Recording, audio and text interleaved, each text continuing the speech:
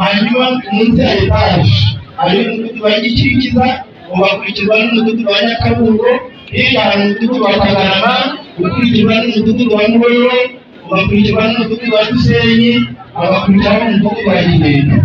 Hano haruguru hafi kukinjira kuri iki kigega hano hari umudugudu wa Giheta.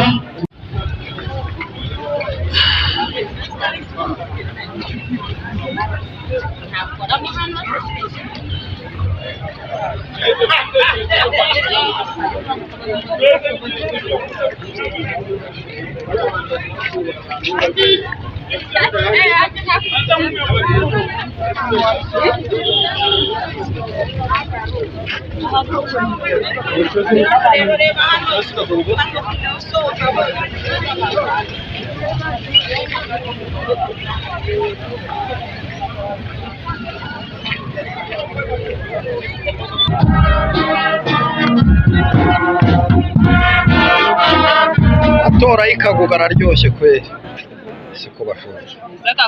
Ukingo ino block y'epfo ya etaje bafite ibyumba bitanu nabo barabafasha, mugenda bakuri ibyumba barabakira neza.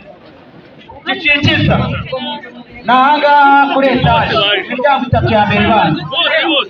Nyakabungo ni kuri etaje bafite imiryango n'abafite bakuri ibyumba barabafasha. Giheka ni haruguru ya etaje nabo bagiye bafite ibyumba bitanu barabafasha. Twagiye muri Rusenyi ni haruguru ya etaje nabo bafite ibyumba bitatu barabafasha. Tugende muri Muhororo iburyo ukinjira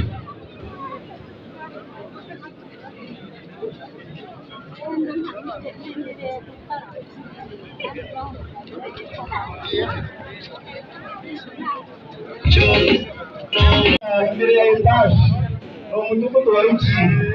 Hanyuma kuri etaje hari amazu utangira umudugudu wa Gikikiza ugakurikirwa na Rukingo agakurikiraho Gisenyi agakurikiraho Muhororo haruguru ya etaje, hirya yayo haruguru ya Gisenyi hariyo na Giheta. Buri muntu wese ndizera ko atari ubuyobe ahatuye. Uwamaze gutora arasabwa gutaha kugira ngo n'abandi babone aho baza babona icyizere cy'abantu benshi. Kugira ngo bafashe byaba byiza buri wese amubwira igihe aho gutora agakomeza arutaha agataha.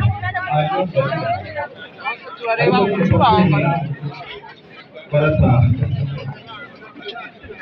Turabaherekeje ku kazi keza.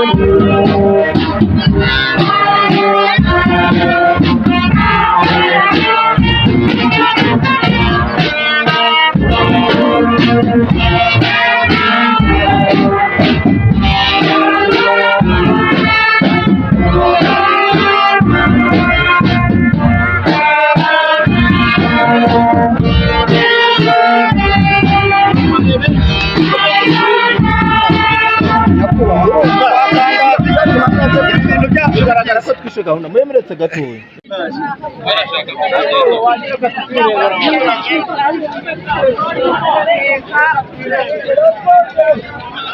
Yego nk'uko mubibona ahangaha ni ku Kagugu ahazwi nko ku kigo cy'amashuri, niho habereye amatora hano mu kagari ka Kagugu,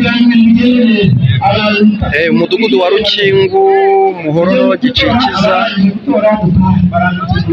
Nyakabungo. Iyo midugudu yose yahuriye ahangaha. Nk'uko mubibona rero harimo n'ibirori,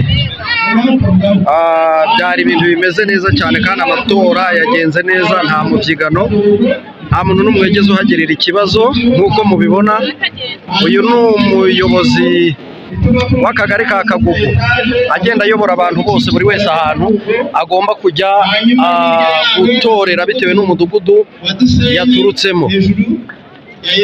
Haruguru ya etaje agakurikiraho Muhororo na Giheka ndetse na Kagarama, niwe bakorera haruguru ya etaje ibyo byumba byose. Ugitangira ni Kadogo, ariko nasaba abantu gutaha abandi gutora mu gihugu.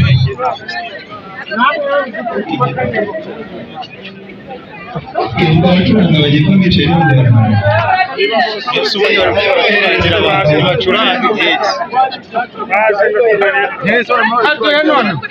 nagira ngo dusabe abantu barangije gukora ko bagenda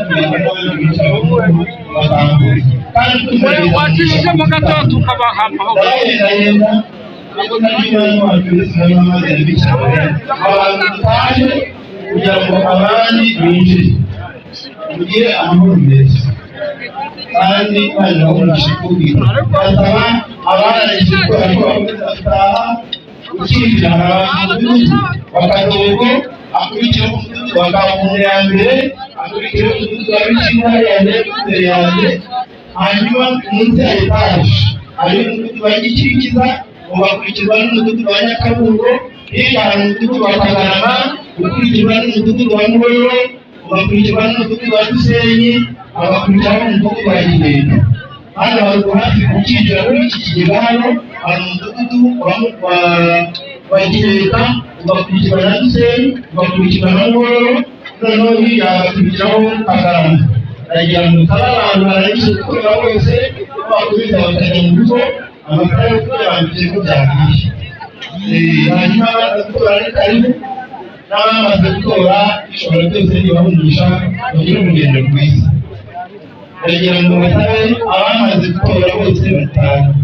ugira ikibazo cy'indangamuntu ntayibagiwe arayisanga igitifu w'akagari cyangwa se ayisanga kuri ofisi y'akagari. Kandi turabashimira ko mwitabiriye iki gikorwa. Ndasaba abari aha ko mugerageza mukava hano tukareba abatangiye igikunda z'amata. Bongeye gusaba ubufatanye bakinjira mu muryango hariya abanyagihugu bakagenda agakurikiraho gahunda kandi yite.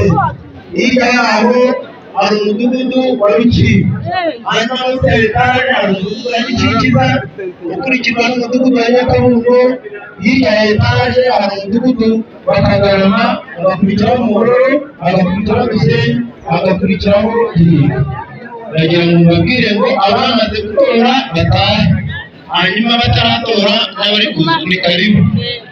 Imana ibahe umugisha rwose abari kuza, abataha mujyane hari n'ibyo bitagatifu bapadiri.